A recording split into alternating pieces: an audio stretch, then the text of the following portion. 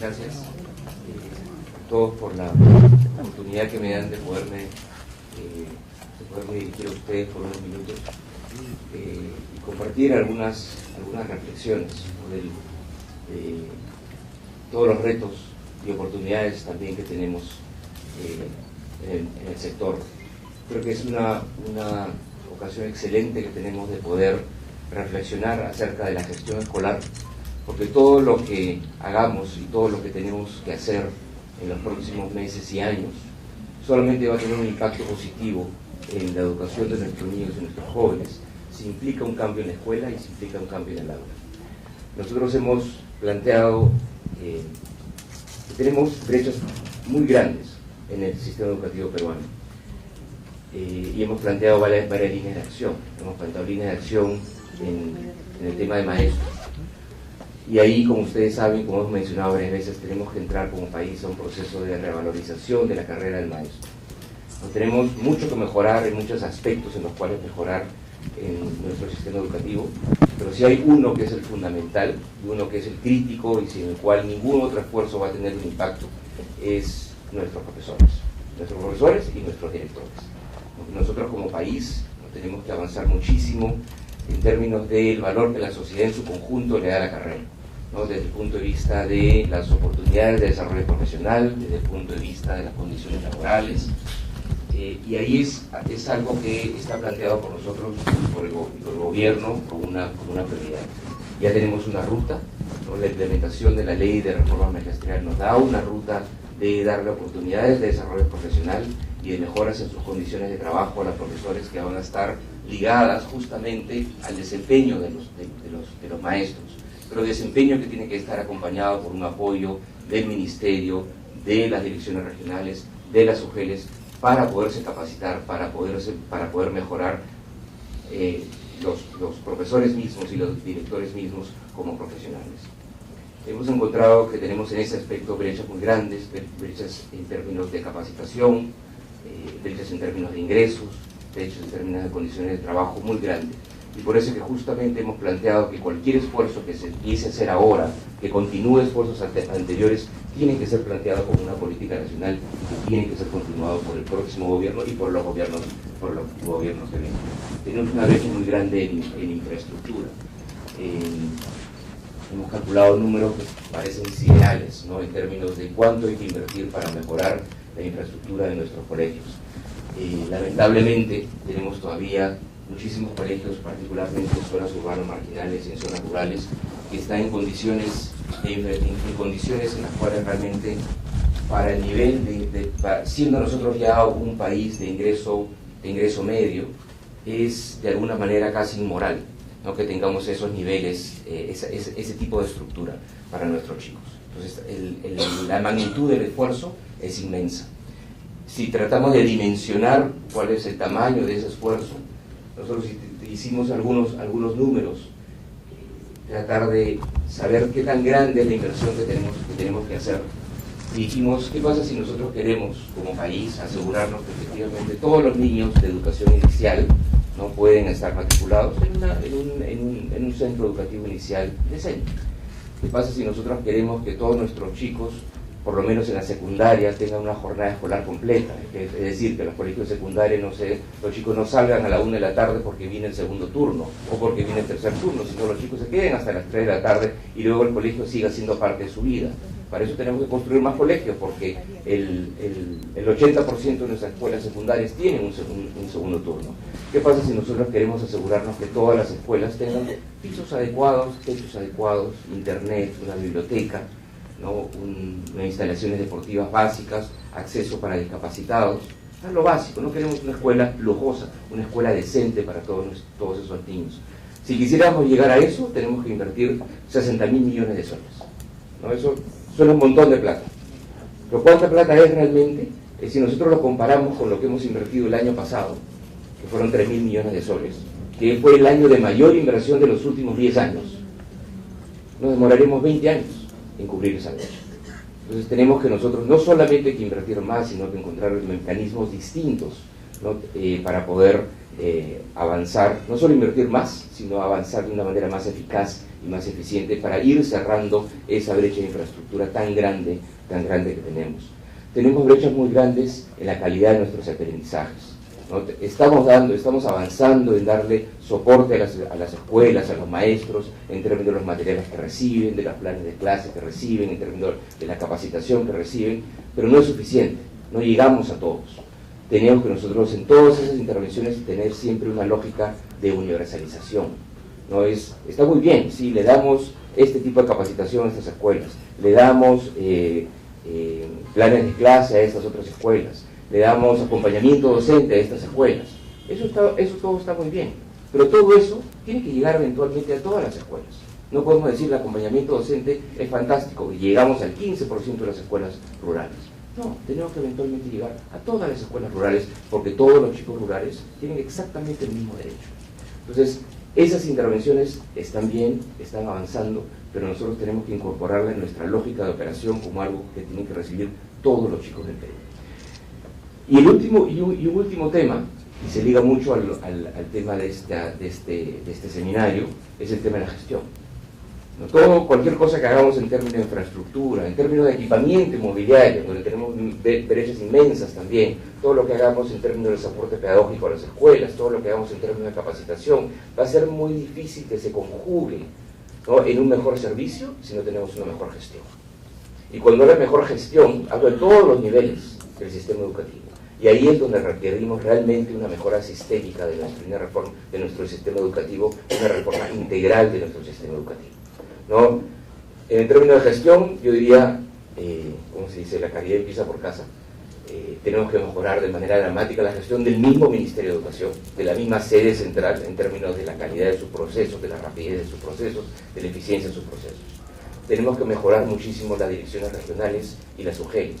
Las UGELs es el primer punto de contacto del ciudadano, del profesor, del director con el Estado. Y esa experiencia en ese primer punto de contacto no siempre es buena. Y eso tenemos que cambiar. Eso implica entonces una modernización completa de nuestras UGELs, que la estamos empezando en las 7 UGELs de Lima y trabajando con 70 UGELs a nivel nacional.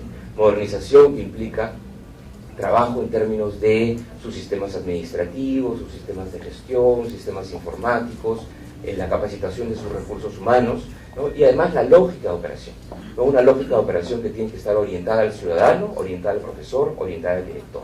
Una lógica de gestión en la cual pensemos cómo hacemos mejor el trabajo en las direcciones regionales y en las UGELs en función a la experiencia que recibe el director, el profesor, el padre de familia, ¿no?, que va a esa UGEL o a esa dirección regional. Y en eso tenemos muchísimo que avanzar y tenemos que trabajar junto con los gobiernos regionales para poder mejorar esa experiencia que tienen que tiene el ciudadano y que tienen todos los miembros de la comunidad educativa cuando trabajan con la UGEL o con las direcciones regionales y con el ministerio.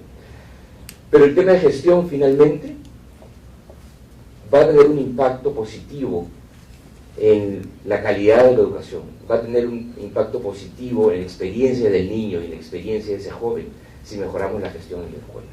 Y por eso uno de los temas absolutamente centrales de esas reformas sistémicas que tenemos que hacer se resumen en la configuración del trabajo del director.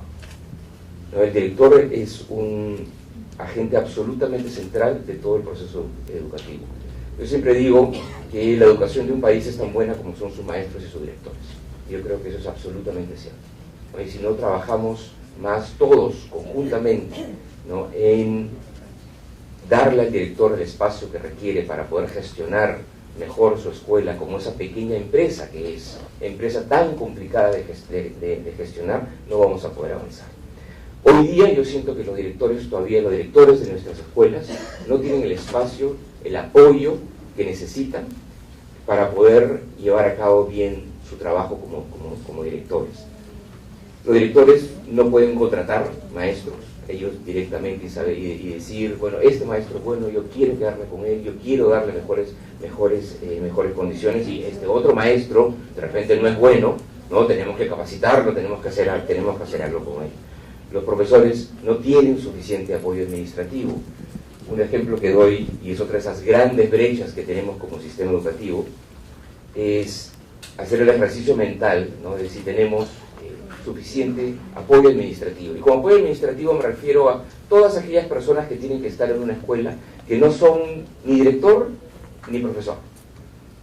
El psicólogo, el trabajador social, el asistente administrativo, un asistente financiero para el director, el vigilante, alguien que se encargue de la limpieza, todo ese conjunto de profesionales y técnicos que se necesitan para que el colegio funcione como esa pequeña empresa que es, como esa pequeña institución, bueno, pequeña en algunos casos o grande en otros casos, porque tenemos escuelas de 2000 chicos, tenemos escuelas inmensas, que es un reto en sí, a veces uno dice es un reto imposible para algunos directores.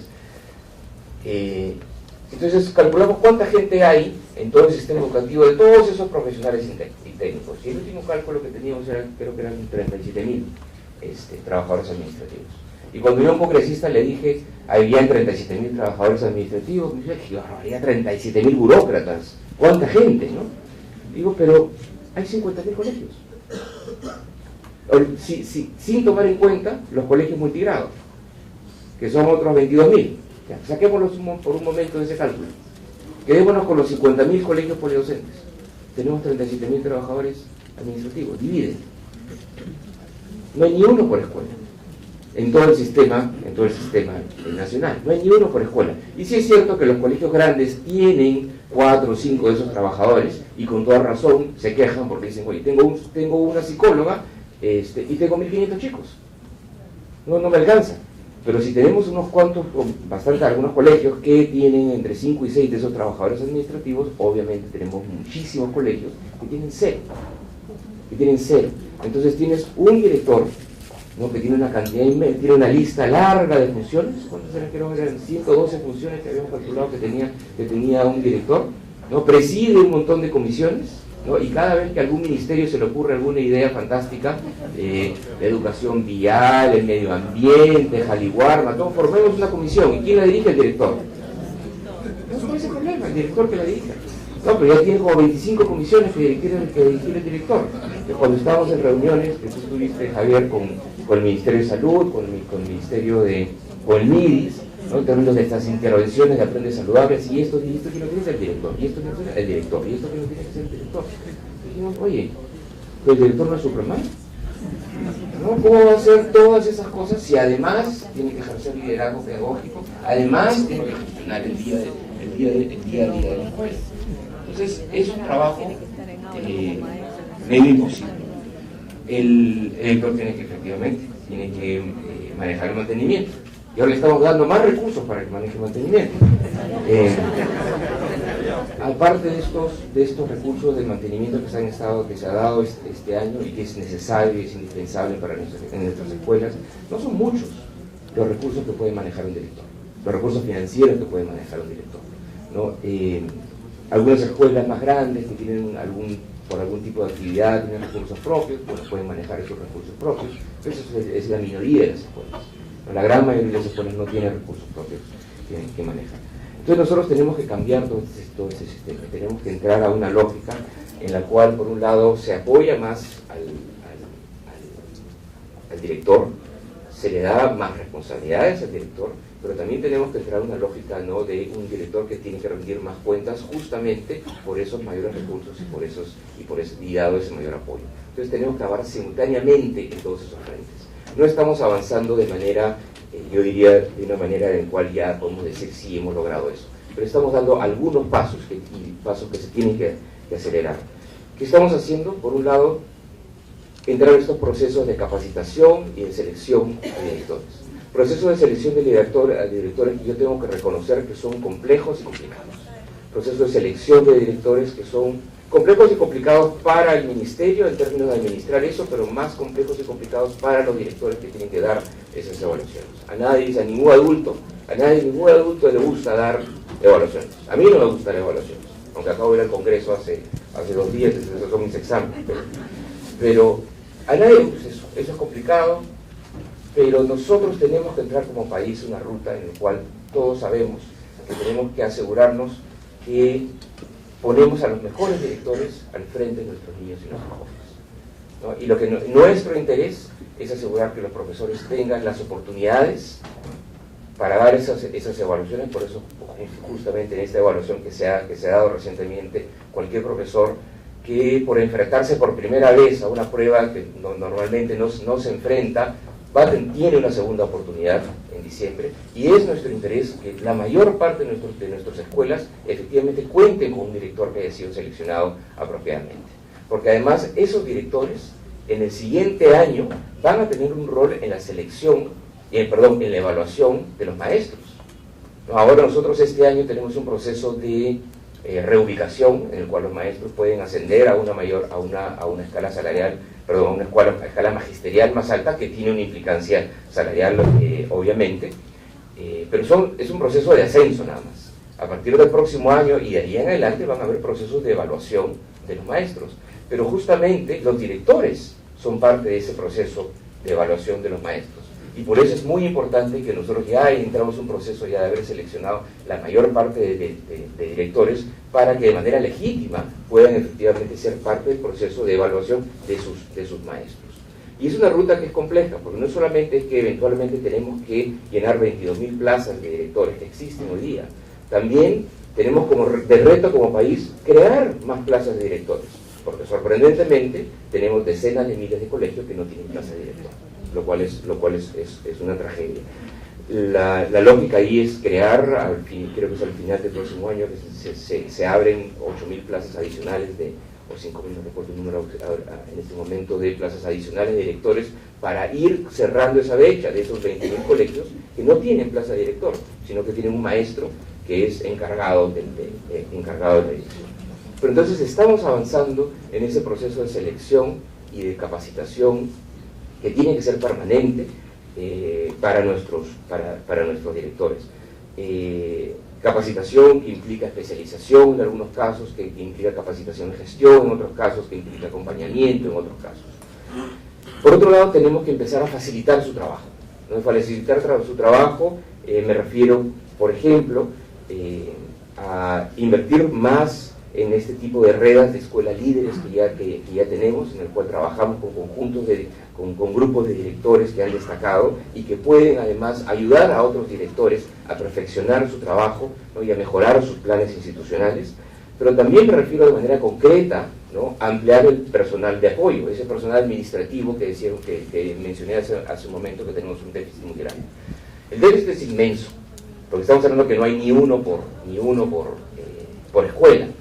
Entonces, ese número se tiene que multiplicar a veces, no es un tema de ampliarlo 10%, pero estamos empezando una ruta. Este año el número creo que son 7.000 trabajadores administrativos. Nos estaríamos concentrando en esta primera fase en este año en la secundaria y en la escuela inicial, que es donde vimos que hay más déficits. Hay déficits en todas partes, ¿no? Pero tenemos que empezar por un lado, pero sí está planteado y es parte de este incremento presupuestal que se ha planteado para el próximo año, en incrementar el personal de apoyo en la escuela pública. Por otro lado, es darle un mayor margen de maniobra al director en términos de manejo de recursos. Ya están recibiendo los directores recursos para el mantenimiento de sus escuelas, que ellas mismas tienen que manejar, reciben los recursos en una cuenta y lo invierten.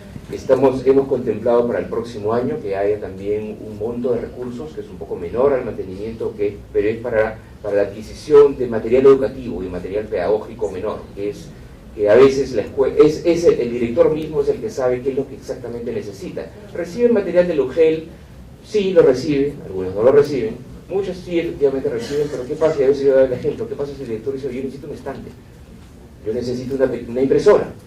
No vamos a hacer una compra de impresoras desde el Ministerio de Educación a comprar 50.000 impresoras, eso es imposible, eso es absolutamente imposible. Entonces, sí, lo que queremos es darle algo de recursos, empezar este año con un programa piloto que llegaría a todas las escuelas, pero los montos todavía no serían muy grandes, pero ir empezando en una ruta en la cual el director tiene un espacio, digamos, de recursos financieros para poder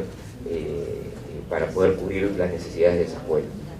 Segundo, darle un poco de mayor responsabilidad de la que tiene. Debería tener más responsabilidad. Por un lado, decimos que está en muchas comisiones, pero hay temas críticos en los cuales el director tiene que ser responsable y no lo es. Uno de esos es el manejo de recursos humanos, ¿no? Y en un primer paso es que los procesos de contratación a partir del próximo año van a permitir una renovación, ¿no? A partir del próximo, todos los años nosotros contratamos como sistema 55 mil profesores contratados, y son contratos de un año. Y el siguiente año otra vez se tiene que hacer exactamente el mismo proceso.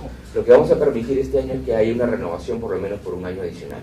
Y esa renovación va a estar en función de la opinión del director. Si el director dice, este maestro contratado está bien, me sirve, es parte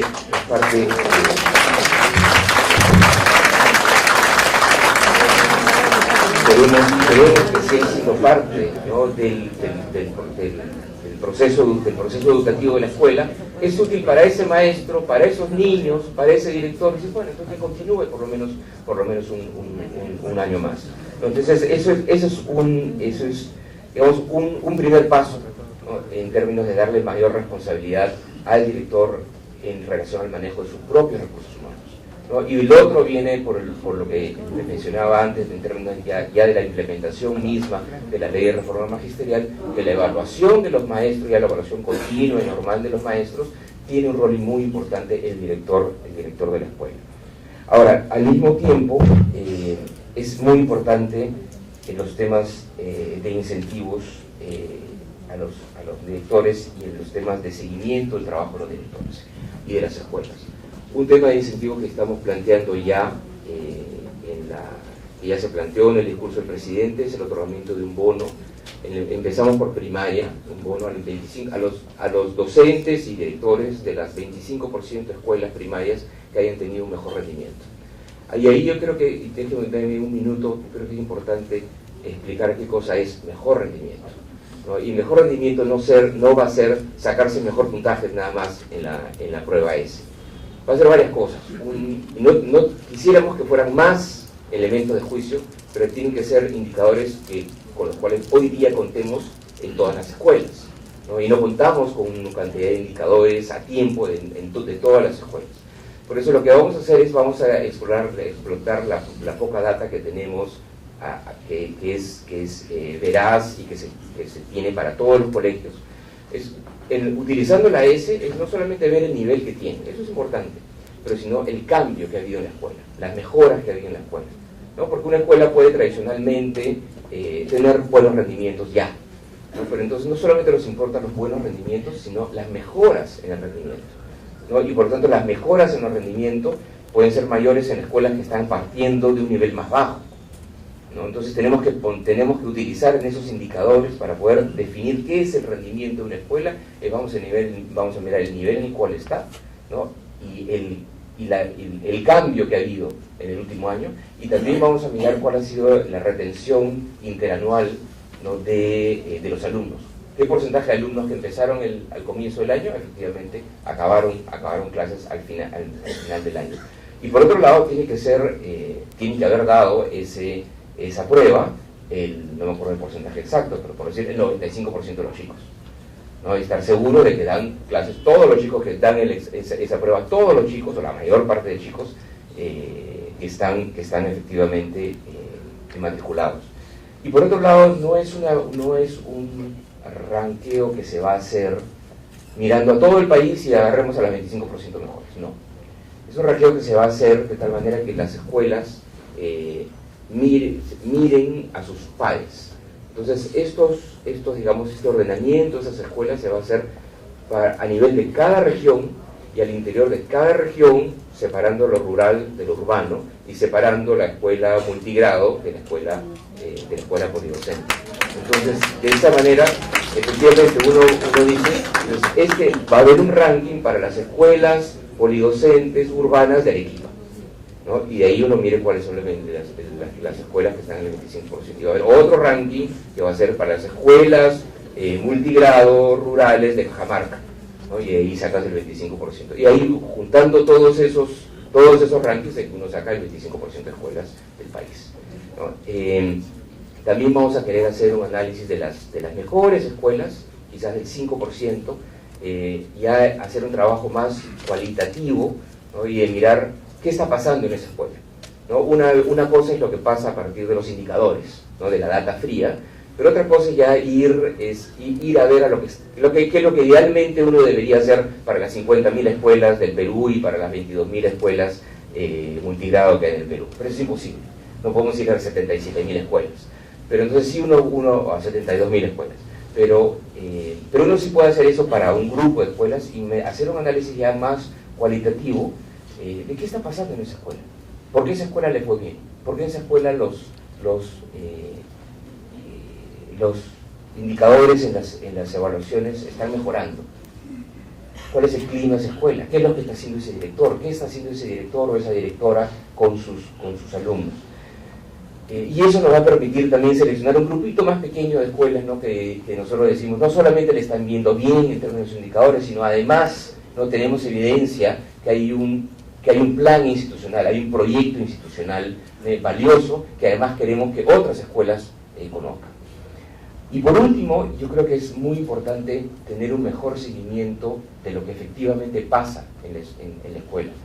Nosotros tenemos un montón de información y ustedes son torturados por el Ministerio de Educación con el CIAGIE y con todos los sistemas de información que tienen que ir directamente al Ministerio o a través de las UGELs. Y eso es muy importante y es muy útil que tengamos eso. Pero hay información que a veces no tenemos, y nosotros lo que se está empezando a implementar en el Ministerio es un sistema de seguimiento que en una primera etapa nos va a dar información a nivel de las UGELs, porque va a ser un muestreo en el cual se va a la escuela y se va a un número grande de escuelas, unas 2.000 escuelas en todo el país, todos los meses. Pero eso no nos da información de todas las escuelas todos los meses, pero sí juntando toda esa información nos va a dar información representativa de lo que está pasando en las escuelas de las distintas UGELs todos los meses. Entonces vamos a tener información de las 218 UGELs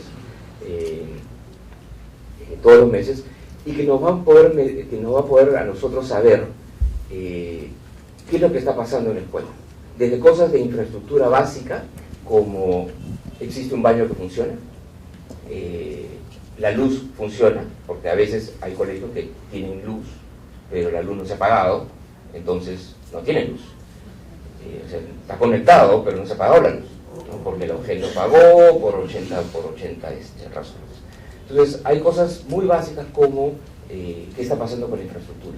Hay cosas muy básicas como qué está pasando con la asistencia de los docentes a la escuela, ¿no? Con el clima escolar.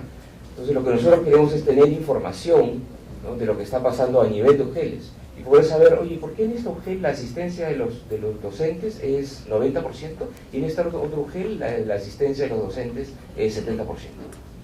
¿No? De repente hay alguna razón, pero de repente la razón es que hay un UGEL en la cual tienes un director de UGEL, un director regional y un conjunto de directores que simplemente están detrás de sus profesores y se tratan de asegurarse que efectivamente los profesores vayan, ¿no? Y hay otros UGELs o otros colegios en los cuales eso no pasa. Entonces no tenemos mecanismo de saber qué es lo que está pasando en nuestras escuelas, ¿no? Y también va a ser muy útil, ¿no? tener esa información de cosas que no son responsabilidad del director, ¿no? Si no hay conexión de agua, si no hay electricidad, si el mobiliario está deteriorado, ¿no? Eso no es responsabilidad del director, eso es responsabilidad del gobierno regional y del gobierno nacional. Pero es muy importante que eso se sepa, ¿no? Porque solamente sabiéndolo y sabiendo que la ciudadanía sepa la magnitud de las brechas, que vamos a tener la posibilidad de poder ir cerrando esas brechas de manera más rápida. Entonces, lo que yo quiero darles como figura general, digamos, es que nosotros como sistema tenemos que cambiar a un sistema en el cual empoderamos a la escuela y empoderamos al director. Y empoderamos a la escuela y al director dándole mayores responsabilidades, mayor apoyo al mismo tiempo, apoyo en términos de personal, en términos de capacitación, y al mismo tiempo mejor un sistema de seguimiento de tal manera que podamos saber qué está pasando en la escuela. Pero el punto central de todo esto es esa palabrita del empoderamiento, ese concepto del empoderamiento del director. El director efectivamente tenga no solamente la responsabilidad, sino los instrumentos para poder gestionar mejor la escuela. Porque una mejor gestión de la escuela por parte del director es el elemento clave para que nosotros podamos avanzar en la mejora de la educación de nuestros chicos. No solamente es los esfuerzos que se pueden hacer a nivel, digamos, del gobierno central o del gobierno nacional o del gobierno regional en términos de la revaloración de la carrera, de mayor inversión en infraestructura, de avanzar en planes pedagógicos nuevos, asegurarnos que haya más inglés en las escuelas, que tengamos colegios de alto rendimiento, que potenciemos los programas de educación intercultural bilingüe. Todo eso se tiene que hacer, y todo eso es absolutamente crítico y es una responsabilidad del gobierno nacional y del gobierno regional, es avanzar en eso. Pero nada de eso va a tener un impacto importante si no logramos reformar la escuela y no logramos darle al director, ¿no?, el espacio que necesita, que él se merece, que ella se merece y que nuestros jóvenes y niños se merecen para poder mejorar el servicio que le damos a los chicos que son el futuro de nuestro país. Muchísimas gracias.